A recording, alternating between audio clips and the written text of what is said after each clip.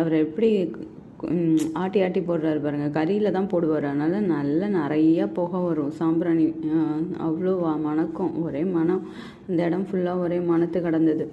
அப்புறம் பார்த்துட்டு உள்ளே சுற்றி வருவோம் அப்படின்னு சொல்லிட்டு உள்ளே போய் சுற்றுறதுக்கு போனேன். உள்ளே போய் சுற்றும் போது அந்த பின்னாடி உள்ள கதவு பார்த்தேன். அது ஏகாதேசிக்கு சொக்கவாசல் திறக்கிறதுக்காக வச்சுருக்கிற கதவு. நல்லா பெரிய கதவை வச்சுருந்தாங்க. அந்த வேடிக்கை பார்த்துட்டு இருந்தேன். இந்த இருக்க பாருங்கள் அந்த கதவு எவ்வளோ பெரிய கதவாக இருக்குன்னு. செம பெரிய கதவு சொக்கவாசலுக்கு. அப்பைக்கு மட்டும் திறக்கிறதுக்கான சொக்கவாசல் அப்போ திறக்கிறப்ப நான் போய் பார்க்கல இது வரைக்கும். இன்னும் இத்தனை வருஷத்தில் ஒரு தடவை கூட போய் பார்க்கல. நான் கேட்பேன் என் மாமியாரை போய் பார்க்கலான்னு.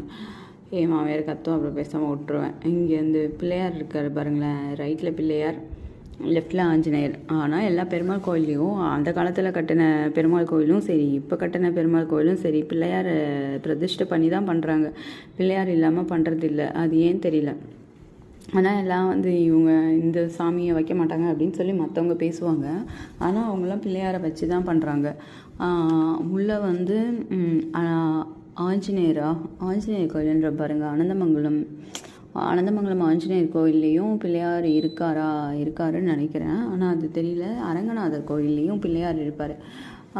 இங்கே பள்ளி கொண்டு இருக்கிற அதுலேயும் தூணில் பிள்ளையார் இருப்பார். அவரை கும்பிட்டுட்டு தான் எல்லோரும் சுற்றி போவாங்க. அலமேல் மங்கா ஃபோட்டோ எவ்வளோ பெருசாக போட்டிருக்காங்க பாருங்களேன். செம்ம சூப்பராக இருக்குல்ல. ஆக்சுவலாக அலமேல் மங்கா இங்கே பாருங்கள். நானும் பட்டு புடவையை மாற்றிட்டேன். பட்டு தான் போட்டிருக்கேன். ஆனால் அலமேல் மங்காவோட பட்டு புடவை பார்த்தீங்கன்னு வைங்களேன், அவ்வளோ அழகாக இருக்கும். அந்த பட்டு புடவை அவருக்கு உடுத்திருக்கிறத பார்த்தாலே அவரை நேரில் பார்த்த ஒரு சாட்டிஸ்ஃபேக்ஷன் இருக்கும். அவ்வளோ சூப்பராக இருக்கும். அது முடிஞ்சால் அந்த டைமில் போய் பாருங்கள். அவ்வளோ அழகாக இருக்கும். நான் எப்போ போனேன், பிரம்மோற்சவம் டைமில் சும்மாவே பட்டா தான் கட்டுவாங்க. அதுவும் பெரிய பெரிய பட்டா கட்டுவாங்க. செம்ம சூப்பராக இருக்கும். அதான் அந்த டைமில் திருமஞ்சனம் பண்ணிகிட்டு இருந்தாங்க. திருமஞ்சனம் பண்ணிகிட்டு இருந்தப்போ நான் ஒரு 3:15 என்னவோ போயிட்டேன். அப்போ ஃபுல்லும் திருமஞ்சனம், ஃபுல்லும் பாராயணம் பண்ணுறது, இது பண்ணுறது எல்லாத்தையும் உட்காந்து வேடிக்கை பார்த்துட்டு இருந்தேன். பார்த்துட்டு அதுக்கப்புறம் முடிஞ்சிட்டு எனக்கு தெரியாது. ஆனால் சுவாமிக்குள்ளே மூலவர்கிட்ட இருந்து தான் உற்சவரை தூக்கிட்டு போகிறாங்க பல்லக்கில். அப்போ தூக்கிட்டு போகிறதுக்கு முன்னாடி பார்த்தா உட்கார வச்சுருந்தாங்க.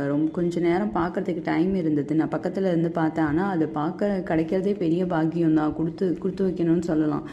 அதனால் லேசுக்குள்ளே நம்ம நினைக்கணும், நம்ம பார்க்கணும் இந்த டயத்தில் இங்கே அப்படின்னு நினச்சோன்னாலாம் முடியாது. ஏன்னா நான் நிறைய டைம் பார்த்துருக்கேன், எனக்கு தெரியும். அப்போ நான் போகும்போது பார்த்தேன் பல்லக்கில் வச்சு. அப்போ தான் வெளியே இது பாராயணம் விளக்கு இதெல்லாம் சுற்றி வச்சு பாட்டு பாடுவாங்க, பாராயணம்